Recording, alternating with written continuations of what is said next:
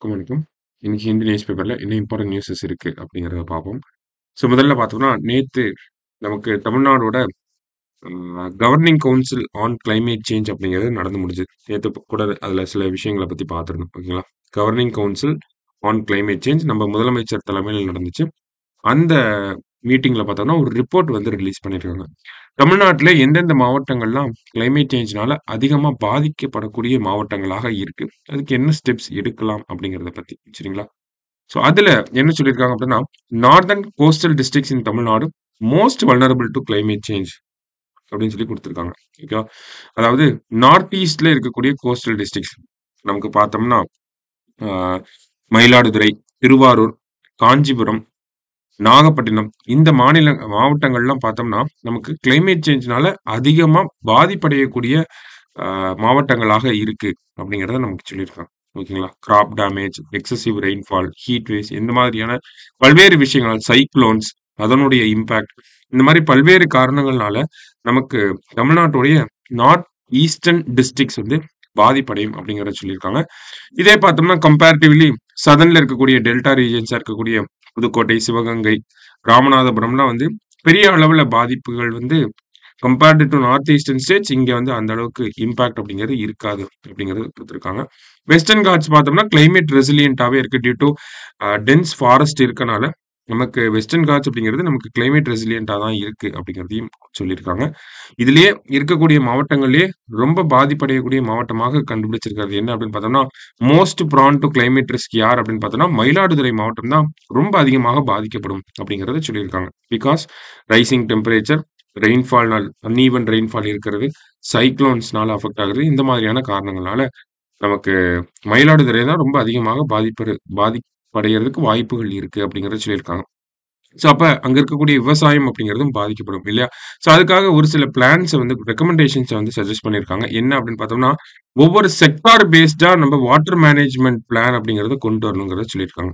Sector based water management plan அப்படிங்கிறத சொல்லியிருக்காங்க. அதே மாரி பார்த்தோம்னா, நமக்கு ஒவ்வொரு வீட்டுக்குமே ஹவுஸ்ஹோல்ட் டேப் கனெக்ஷன்ஸ் அப்படிங்கிற டேப் வாட்டர் கனெக்ஷன் அப்படிங்கிறது கொண்டு வரணும். அடுத்ததா பார்த்தோம்னா, கிரவுண்ட் வாட்டர் ரீசார்ஜ வந்து கிரவுண்ட் வாட்டர வந்து என்ஹான்ஸ் பண்ணணும் அப்படிங்கிறத சொல்லியிருக்காங்க. கிளைமேட் ஸ்மார்ட் அக்ரிகல்ச்சர் அப்படிங்கிறத ப்ரமோட் பண்ணணும். அதே மாரி அ இந்த பயிர் வகைகள்லாம் இருக்கு இல்லையா? இந்த பயிர் வகைகள் எல்லாமே நமக்கு கிளைமேட் சேஞ்சுக்கு அடாப்ட் ஆகக்கூடிய அளவுகளுக்கு இருக்கக்கூடிய கிராப் வெரைட்டீஸ வந்து பயன்படுத்தணும் அப்படிங்கிறதையும் நமக்கு சொல்லியிருக்காங்க. ஓகேவா? ஸோ பேசிக்கா பார்த்தோம்னா, எந்த மாவட்டங்கள்ல நமக்கு அதிகமா பாதிப்படையும், அதுல ஒரு சில மெஷர்ஸ் அப்படிங்கிறதையும் நமக்கு சஜெஸ்ட் பண்ணியிருக்காங்க. ஸோ அதுதான் இந்த ஆர்டிக்கிள்ல நம்ம பார்க்குறோம். சரிங்களா? ஸோ அடுத்ததா பார்த்தோம்னா, நமக்கு சவுத் பேஜ்ல அ நிக்கோபாரிஸ் அப்படிங்கிற இந்த பழங்குடியின குழுக்கள பத்தி நமக்கு தெரியும். ஓகேங்களா? அந்தமான் அண்ட் நிக்கோபார் ஐலாண்ட்ஸ்ல இருக்கக்கூடிய நிக்கோபாரிஸ். இவங்களுக்கும் ஆஸ்ட்ரோ ஏசியாட்டிக் பாப்புலேஷன்ல இருக்கக்கூடிய ஒரு குரூப் ஆஃப் கம்யூனிட்டிக்கும் பார்த்தோம்னா, நெருங்கிய தொடர்பு இருக்கிறதாக நமக்கு சொல்லியிருக்காங்க. பொதுவாவே பார்த்தோம்னா, நமக்கு இந்த நிக்கோபாரிஸ் பாப்புலேஷன் அந்தமான் நிக்கோபார்ல கிட்டத்தட்ட ஒரு 11,700 ஆண்டுகளுக்கு முன்னாடி வந்திருக்காங்க அப்படிங்கிறது தான் பொதுவா இதுவரைக்கும் அறியப்பட்ட ஒரு விஷயம். ஆனா, இப்போ இந்த centre for centre for scientific and industrial research அதுல இருக்கக்கூடிய centre for cellular and molecular biology அவங்களும் இன்னும் சில நிறுவனங்களும் சேர்ந்து நடத்தின இந்த ஜெனடிக் ரிசர்ச் டிஎன்ஏ பேஸ் பண்ணி இருக்கக்கூடிய இந்த ரிசர்ச்ல என்ன கண்டுபிடிச்சிருக்காங்க அப்படின்னா, இந்த நிக்கோபாரிஸ் பாப்புலேஷன் 5,000 ஆண்டுகளுக்கு முன்னாடி தான் இந்த நிக்கோபார் ஐலாண்ட்ல வந்து இருந்திருக்கணும் அப்படிங்கிறத கண்டுபிடிச்சிருக்காங்க. அவங்களுக்கும் சவுத் ஈஸ்ட் ஏசியால இருக்கக்கூடிய டின்மால் அப்படிங்கிற ஒரு பாப்புலேஷனுக்கும் பார்த்தோம்னா, ஒரு கம்யூனிட்டிக்கும் பார்த்தோம்னா, நெருங்கிய தொடர்பு இருக்கு. அவங்களுமே பார்த்தோம்னா, ஆஸ்ட்ரோ ஏசியாட்டிக் லாங்குவேஜ் தான் பேசுறாங்க. அப்படிங்கிற ஒரு சில ஃபைண்டிங்ஸ நமக்கு சொல்லியிருக்காங்க. ஓகேவா? முதல்ல என்ன சொல்றாங்க, 11,700 ஆண்டுகளுக்கு முன்னாடி வரல. 5,000 ஆண்டுகளுக்கு முன்னாடி தான் வந்திருக்காங்க அப்படின்னு சொல்லியிருக்காங்க. டின்மால் அப்படிங்கிற கம்யூனிட்டியோட க்ளோஸ் ரிலேஷன்ஷிப் இருக்கிறதாக சொல்லியிருக்காங்க. அதே மாரி பார்த்தோம்னா, நமக்கு அவங்களும் ஆஸ்ட்ரோ ஏசியாட்டிக் லாங்குவேஜ் தான் பேசுறாங்க. ஸோ அந்த ஒரு தொடர்புகளும் இருக்கிறதாக நமக்கு இந்த ஆர்டிக்கிள்ல குடுத்துருக்காங்க. சரியா? ஜஸ்ட் என்ன இருக்கு அப்படிங்கிறத தெரிஞ்சுக்கிட்டா போதும். ஓகே. ரொம்ப டீப்பா பார்க்கணும்னு அவசியம் இல்ல. அடுத்ததா பார்த்தோம்னா, Indira Gandhi peace prize for 2024. So Indira Gandhi peace prize for 2024. Indira Gandhi prize for peace, disarmament and development அப்படின்னு சொல்லுவாங்க.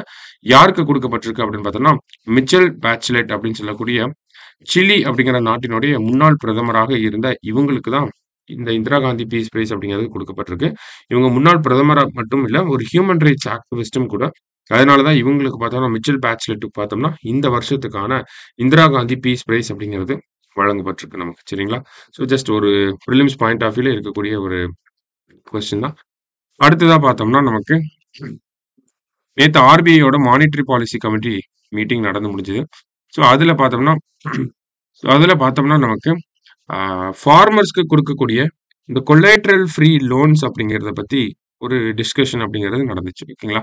ஸோ ஃபார்மர்ஸ்க்கு பொதுவா பார்த்தோம்னா, கொலேட்ரல் ஃப்ரீ லோன்ஸ் செக்யூரிட்டி இல்லாம ஓகேங்களா? எந்த ஒரு பிணையும் இல்லாம கடன் குடுப்பாங்க இல்லையா? ஸோ அதனுடைய உச்சவரம்பு அப்படிங்கிறது 1,6 லட்சமாக இருந்துச்சு. அத 2 லட்சமா இன்கிரீஸ் பண்ணியிருக்காங்க. சரிங்களா?